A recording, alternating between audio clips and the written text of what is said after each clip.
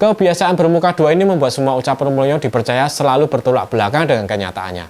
Mulyono terlanjur dicap sebagai Pinocchio alias pembohong.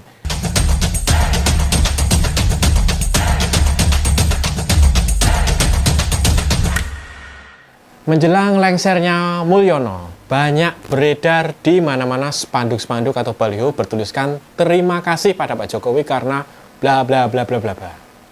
Lalu satu persatu disebutkan jasa beliau, termasuk menyejahterakan masyarakat katanya. Oke lah Pak, kecap selalu nomor satu. Soal benar tidaknya, biarlah waktu yang membuktikan. Namun, fakta yang jelas telah terungkap yang terjadi, pertumbuhan ekonomi Indonesia di era Mulyono ini terjun bebas dari sebelumnya 7% menjadi hanya 5%. Apakah ini sebuah prestasi? Ini baru satu ya, kalau mau jujur. Kali ini saya tidak akan membahas polemik tentang keberhasilan Mulyono. Saya mau menyoroti baliho-baliho selebrasi atau puja-puji pada Mulyono itu.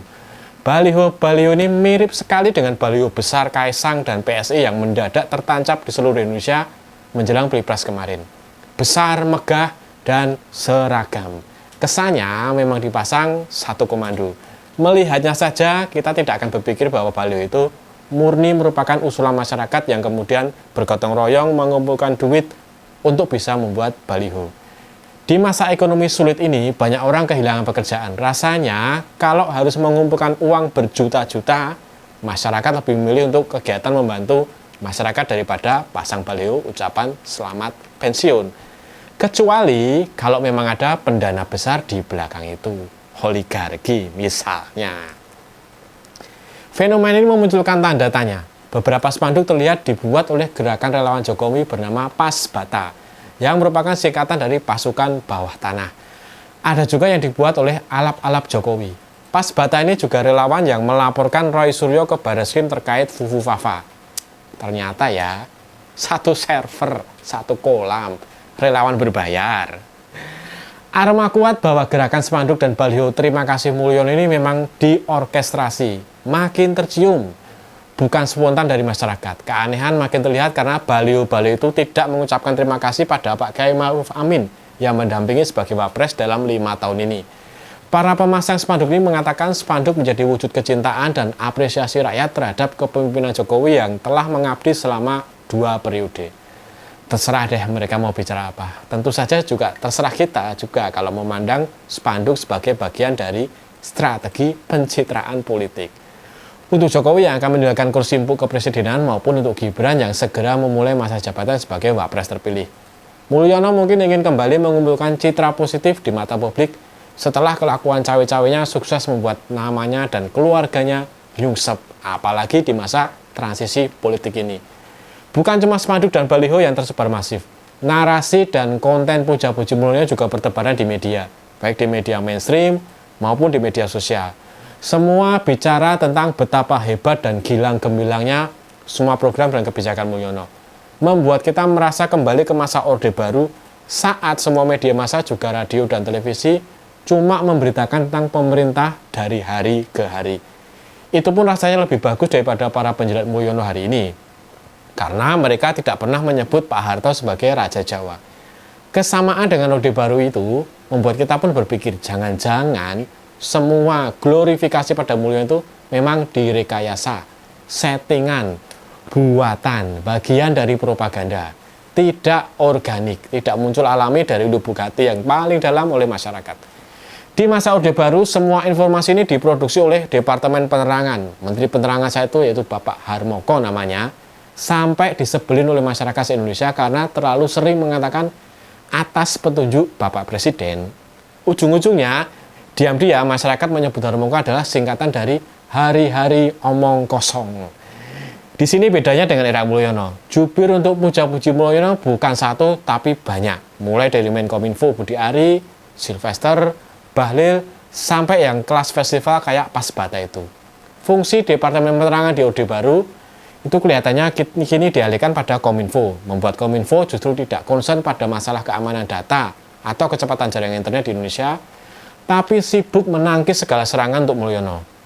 Kalau Budi Ari sebagai Menkominfo tidak waspada dan terus mengurus glorifikasi Mulyono dibanding tugas resmi Kominfo, Dia bisa-bisa disebut hari-hari omong kosong versi 4.0. Konon untuk memproduksi narasi dan konten-konten puja-puji buat Bapak Jokowi ini, yang dikerahkan bukan cuma humas lembaga-lembaga negara, tapi tentu saja para relawan, buzzer rupiah, dan influencer media sosial. Dan itu sudah dilakukan sejak menjabat presiden di tahun 2014. Bahkan mungkin sejak menjabat gubernur DKI di tahun 2012. Tapi apa benar semua itu berisi propaganda?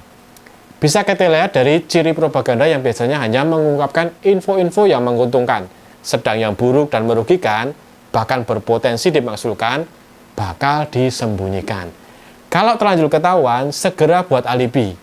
Alibi ini dengan segera bakal didukung berbagai konten yang seolah-olah meyakinkan dan memperdaya. Sisi gelap pemerintah Mulyono tentu saja tidak akan ditampilkan. Akibatnya, kita tidak akan tahu bahwa tanah adat yang digunakan untuk membangun IKN kini dituntut pembayarannya oleh Raja Kutai. Kita juga asing dengan fakta bahwa terjadi kerusakan lingkungan di IKN, apalagi pembangunannya dilakukan dengan penebangan hutan besar-besaran. Berita lain misalnya tentang pemaksaan kereta cepat WUS membuat negara terperangkap jeratan utang besar dengan China. Termasuk juga fakta bahwa hutang negara kita bukan cuma hutang luar negeri, tapi juga hutang BUMN pada penyedia. Sehingga jumlah hutang Indonesia semuanya diperkirakan mencapai 20.000 triliun, atau setara 100% produk domestik bruto kita. Indikasi bahwa keuangan negara sangat tidak baik-baik saja karena terbebani hutang. Berita yang ditutupi lainnya adalah tentang hilirisasi nikel yang merusak alam, termasuk juga PSN yang menimbulkan konflik masyarakat seperti Wadas, namun dipersepsikan sebagai kesalahan Gubernur Jawa Tengah.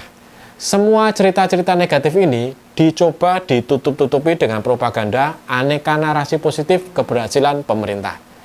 Kok ya para relawan, media, influencer itu maunya ya diminta menyebarkan propaganda? Kalau ini sih macam-macam ya motifnya ya.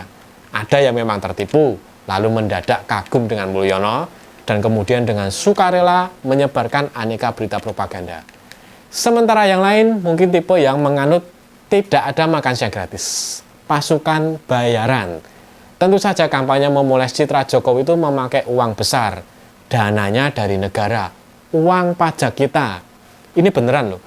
Investigasi Tempo menyebutkan pernah dalam suatu sidang anggaran di DPR RI, pemerintah memohon tambahan dana 15 miliar khusus untuk mengkampanyekan keberhasilan pemerintah. Demikian nomenklatur yang diusulkan. Artinya 15 miliar itu terekspos oleh kita. Besaran totalnya selama 10 tahun pemerintahan Mulyono mungkin lebih besar lagi. Dan itu semua dibayar dengan pajak, uang rakyat, uang jerih payah kita yang seringkali sudah dipotong sebelum sampat masuk ke dompet kita. Karena begitu banyaknya pajak di Indonesia yang dikenalkan pada setiap transaksi keuangan. Bukan cuma di akhir tahun mengikuti besarnya penghasilan kita sepanjang tahun itu. Ini jelas bikin kita tidak rela. Ada begitu banyak kegiatan yang lebih bermanfaat bagi masyarakat. Stimulan-stimulan untuk memacu pertumbuhan perekonomian dan kesejahteraan masyarakat.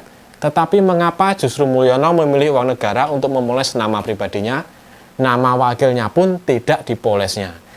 Tempo sebagai media besar pernah diajak kerjasama oleh Istana untuk menyajikan berita-berita puja-puji Jokowi. Kerjasama yang kemudian gagal karena pihak Mulyono tidak mau berita-berita puja-puji tersebut dimuat di halaman advertorial. Halaman berbayar yang memang semua masyarakat tahu bahwa semua berita yang ada di halaman tersebut adalah kerjasama bisnis. Bukan investigasi resmi yang memang mengedepankan fakta. Propaganda sendiri biasanya menjadi ciri khas pemerintah otoriter, bertangan besi yang tidak bisa menerima kritik, dan tentu saja tidak demokratis. Bisa kita lihat pada negeri-negeri komunis atau di era Orde Baru. Tujuannya agar tidak ada gejolak dari masyarakat meskipun pemerintahnya melakukan hal yang bertentangan dengan hukum atau bahkan tidak berperi kemanusiaan. Rakyat dipaksa bungkam. Efek sampingnya, informasi rekayasa itu kerap kali membuat masyarakat selalu bodoh dan mudah menjadi objek intimidasi pemerintah untuk melanggengkan kekuasaannya. Bagaimana dengan Mulyono? Mulyono hadir di era Indonesia telah melakukan informasi terhadap kekuasaan nyaris tak terbatas Orde Baru. Mulyono adalah produk demokrasi, naik jadi presiden dengan jalan demokratis. Masalahnya, Mulyono tidak percaya diri untuk tampil apa adanya, tanpa polesan berita berlebihan, tanpa propaganda. Mengutip pakar politik Ikrar Nusa Bakti, Mulyono sudah menunjukkan dua sisi atau peran watak yang berbeda dalam dirinya. Ucapannya kini dinilai kontroversi karena nyaris selalu bertolak belakang dengan kenyataan yang ada. Mulyono menurut ikrar bermuka dua. Misalnya soal Pilpres dia tidak ikut-ikutan. Tapi di sisi lain ia menggunakan bansos yang dibiayai duit negara sebagai alat untuk memenangkan anaknya. Kebiasaan bermuka dua ini membuat semua ucapan Mulyono dipercaya selalu bertolak belakang dengan kenyataannya. Mulyono terlanjur dicap sebagai Pinocchio alias pembohong. Dari situ, wajar jika kemudian kita terlambat sadar bila Mulyono memang perekayasa informasi sejak awal menjadi presiden, terutama informasi seputar dirinya. Mungkin sejatinya Mulyono memang gemar berbohong, karena itulah ia terbiasa merekayasa informasi untuk menutupi kebiasaannya berbohong tersebut. Mungkin begitu loh ya. Dan kita bisa menyimpulkannya sekarang, era Mulyono yang diawali dengan pencitraan, kini akan diakhiri pula dengan sebuah pencitraan. Itu saja dari saya, kurang lebihnya mohon maaf. Salam POV, Point of View.